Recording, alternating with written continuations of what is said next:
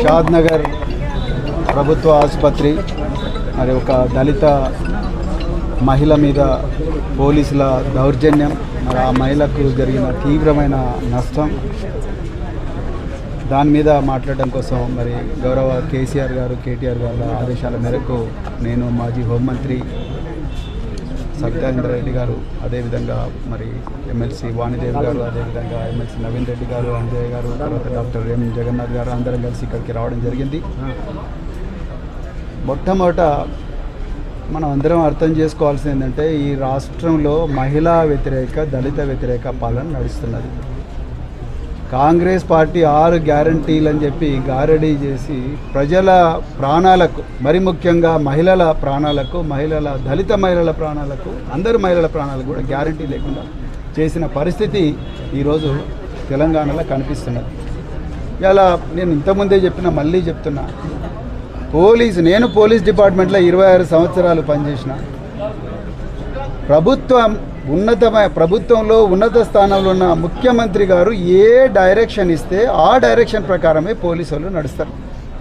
గౌరవ కేసీఆర్ గారు తెలంగాణలో ముఖ్యమంత్రిగా ఉన్నప్పుడు మొట్టమొదట పోలీసు వాళ్ళందరినీ పిలిపించి, మీరు ప్రజలకి ఏ విధంగా కూడా అన్యాయం జరగకూడదు, దౌర్జన్యం జరగకూడదు, మహిళలు, పిల్లలు ఎవరికైనా కూడా ఏం జరగకూడదని సఖీ సెంటర్లు కానీ, భరోసా సెంటర్లు కానీ, అదేవిధంగా 700 కోట్లు పెట్టి మొత్తం కూడా పోలీసు వాళ్ళకు అధునాతనమైన పోలీస్ స్టేషన్లు కానీ, భవనాలు కానీ ఇచ్చి దాదాపుగా 7,000 పెట్రోల్ వెహికల్స్, అంటే పెట్రోలింగ్ చేయడం కోసం వాహనాలు ఇచ్చి 48,000 మంది పోలీసులను రిక్రూట్ చేసి 11 లక్షల సీసీటీవీ కెమెరాలు పెట్టిన ఘనత కేసీఆర్ గారు. మరి ఈరోజు రేవంత్ రెడ్డి గారు వచ్చి 8 నెలలు అవుతున్నది. 8 నెలల్లో అసెంబ్లీ సాక్షిగా మహిళా ప్రజాప్రతినిధుల మీద ముఖ్యమంత్రి స్వయాన కామెంట్లు చేస్తున్నాడు. మీరు అర్థం చేసుకోవాలి తెలంగాణ ప్రజల విషయం. ముఖ్యమంత్రి గారే స్వయాన మహిళా ప్రజాప్రతినిధులను కించపరిచే విధంగా మాట్లాడుతున్నారు.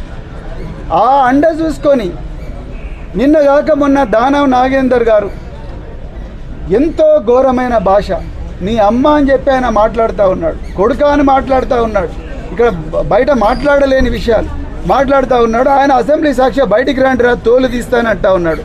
ముఖ్యమంత్రి గారు అసెంబ్లీలోనే ఉన్నారు, స్పీకర్ గారు చూస్తూనే ఉన్నారు. ఆయన మైక్ కట్ చేయొచ్చు కదా, నిజంగా ఆయనకు బాధ ఉంటే, మరి సభ్యత ఉంటే కట్ చేయాలి. ఆయన మైక్ ఎందుకు కట్ చేయలేదు స్పీకర్ గారు? ముఖ్యమంత్రి గారు ఆ విషయంలో క్షమాపణ చెప్పాలి కదా, ఎందుకు చెప్పలేదు? అంటే మీరు ఏమైనా చేయండి, మీరు మహిళలను కించపరచండి, మీరు ఇంకేమైనా దౌర్జన్యాలు చేయండి, నేను అండగా ఉన్నా అని చెప్పి ముఖ్యమంత్రి గారు సంకేతం ఇస్తున్నారు. మరి 5 రోజుల నుంచి జరుగుతున్నది ఈ దౌర్జన్యం, ఈ టార్చరు, ఈ వేధింపులు. మరి ఇలా ముఖ్యమంత్రి నిన్న అమెరికా పోయేదాకా ఆగినరు పోలీసులు. అసెంబ్లీ సమావేశాలు అని చెప్పి దాచిపెట్టిండ్రు ఈ విషయం ఇంతకుముందు మా మాజీ హోంమంత్రి గారు చెప్పినట్టుగా. సో ఆ విధంగా ఈరోజు తెలంగాణలో మహిళా వ్యతిరేక, దళిత వ్యతిరేక పాలన జరుగుతూ ఉన్నది. మీరు మొన్న చూసిన అశ్వరావుపేటలో శ్రీరాముల శ్రీనివాస్ అనే ఒక ఎస్ఐ విధి లేక ఉన్నతాధికారులకు చెప్పుకున్న న్యాయం జరగక, మరి అక్కడ బట్టి విక్రమార్క గారు ఉన్నారు, ఉప ముఖ్యమంత్రి పొంగులేటి శ్రీనివాసరెడ్డి గారు ఉన్నారు, తుమ్మల నాగేశ్వరరావు గారు ఉన్నారు. వీళ్ళందరికీ పోయి చెప్పుకున్నా కూడా నాకు న్యాయం జరగదు అన్న బాధతోని పాల్వంచలో ఎంట్రీని దాగి మహబూబాద్లో చచ్చిపోయిండు. ఆయన మహబూబాద్లో మరి హాస్పిటల్లో పడితే మరి యశోద హాస్పిటల్లో చచ్చిపోయిండు. అంటే మీరు చూడండి ఏం జరుగుతున్నది తెలంగాణలో. వీళ్ళ మీద మరి ఇంతకుముందు ఏసీపీ గారు ఎంక్వైరీ అన్నారు. అసలు ఏసీపీ పర్యవేక్షణ లేనందువల్లనే కదా ఈ మహిళను 5 రోజులు పోలీస్ స్టేషన్లో పెట్టింది. అసలు చట్ట ప్రకారం మహిళ 6 గంటల తర్వాత పోలీస్ స్టేషన్లో ఉండకూడదు. మరి ఏసీపీ ఏం చేసిండు, డీసీపీ ఏం చేసిండు? రోజు పోలీస్ స్టేషన్లో మీరు సెట్ కాన్ఫరెన్స్లు చేస్తారు, టెలికాన్ఫరెన్స్ ఉంటుంది, గంటల తరబడి టెలికాన్ఫరెన్స్ చేస్తారు. మరి అప్పుడు అడిగిన ఇవాళ రాత్రి ఎవరెవరు ఉన్నారు పోలీస్ స్టేషన్లలో, ఎవరెవరిని ఇంట్రాగేట్ చేసినట్టు పొద్దున అడగాలి కదా మీ కమిషనర్ ఆఫ్ పోలీసు, మీ డిప్యూటీ కమిషనర్ ఆఫ్ పోలీసు. మరి అప్పుడు 5 రోజులు ఈ మహిళ టార్చర్ జరిగిన విషయం మీరు ఎందుకు కనుక్కోలేకపోయినారు? ఏసీపీ కూడా మరి రెస్పాన్సిబులే కదా, ఆయన ఎట్లా ఎంక్వైరీ చేస్తాడు? ఆయనే రెస్పాన్సిబుల్. ఆయన పర్యవేక్షణ లోపం వల్లనే కదా ఈ రామరెడ్డి అనే సిఐ ఈ మహిళను ఇంత ఘోరంగా హింసించింది, వాళ్ళ కొడుకుని హింసించింది, వాళ్ళ భర్తను హింసించింది.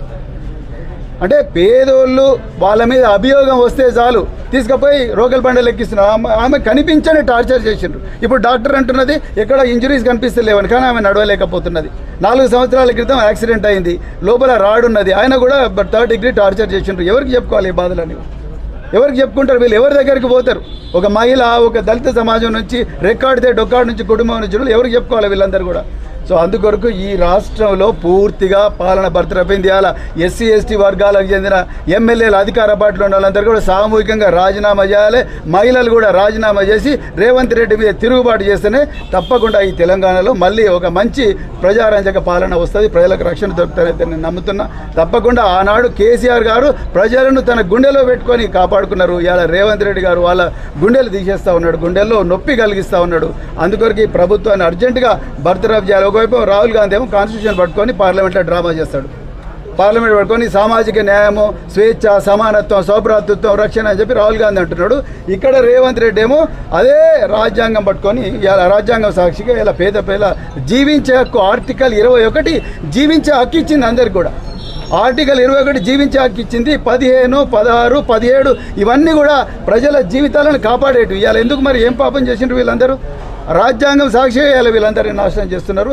National commission for women, national human rights commission, national SC commission, state human rights commission వీటన్నిటి కూడా తప్పకుండా బీఆర్ఎస్ పార్టీ మరి మా సీనియర్ నాయకుల ఆదేశాల మేరకు కంప్లైంట్ చేయబోతున్నాం. ఈ మహిళకు న్యాయం జరగాలి. రాబోయే రోజుల్లో ఏ మహిళకు కూడా ఇలాంటి అన్యాయం జరగకూడదని చెప్తూ మరి కుటుంబాన్ని ఆదుకోవాలి, కుటుంబంలో ఒకరికి ఉద్యోగం ఇవ్వాలి, ₹1 ఎక్స్గ్రేస్ ఇవ్వాలి. దీనికి బాధ్యులైన పోలీస్ అధికారుల మీద అట్రాసిటీ కేసు పెట్టాలి, వాళ్ళని ఉద్యోగం నుంచి డిస్మిస్ చేయాలి. అప్పటిదాకా కూడా బీఆర్ఎస్ పార్టీ రాష్ట్ర వ్యాప్తంగా కూడా ఆందోళన చేస్తుందని చెప్పేసి సందర్భంగా చెప్తున్నాను. Thank you very much.